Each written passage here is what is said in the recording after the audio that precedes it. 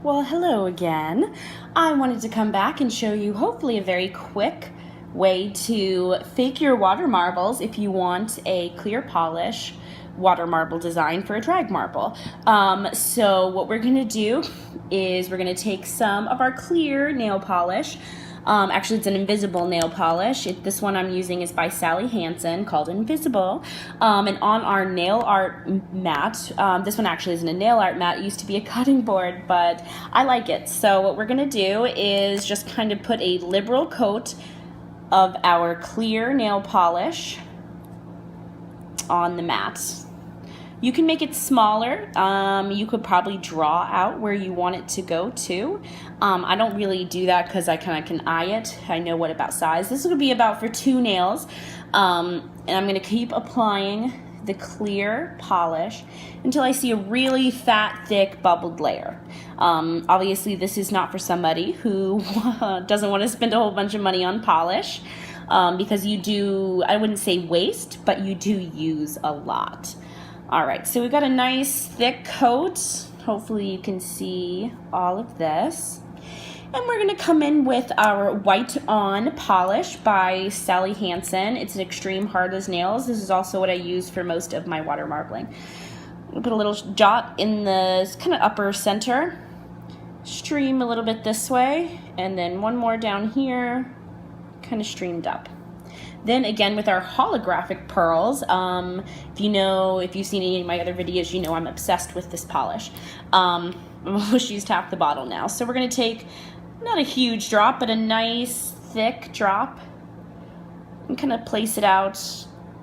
You don't have to line it up completely or put it inside, but I do put it inside, some out, and then one that isn't in with the white. All right, so I'm gonna come back in on all our corners with a little bit more white polish. Clear polish, excuse me. And it's just so we can make sure that things flood and flow correctly. Because if you have dry polish, it's not gonna be pretty. So I have my very fancy drawing tool, an old nail brush out of something I didn't like. And we're just gonna start at the top and just push all the way to the mat, but just pull all the way down through it. Now usually, because you're trying to make a water marble effect, I will pull down in the same kind of motion. Oh, you see the brush split there. I don't like that because it gets kind of messy down here. But so you just want to kind of, this isn't a good brush, I have to get a better brush. Hold it so that's up and slowly pull out towards the side. So we're going to try again. We're going to come from this upper corner. You're going to have some of the white on your brush, which is good. And pull down through. Don't be afraid to really press down. If you have a soft brush, if you're using something like a toothpick, then you probably would just want to gently drag across. All right. And we're just going to keep going. We're going to fill up all these spaces with a nice pulling effect. I like that. See, now sometimes it works out nicely when the brush splits. So let's try again up here. We're going to come up on this biggest point and pull across. Now, if I could get a better angle on this, I could show you. Sometimes I do opposite effect, which where we're going to come in here like on a clear polish spot and pull that clear polish up and through, so we get more of an open effect in the thick areas. So you see this is kind of weak over here.